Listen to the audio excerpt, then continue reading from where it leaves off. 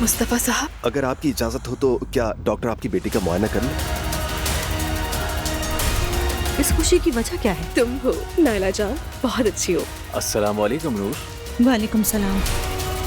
नूर ये बहुत खूबसूरत है। तुम्हारी खूबसूरती तुम्हारे फन में भी झलक रही है।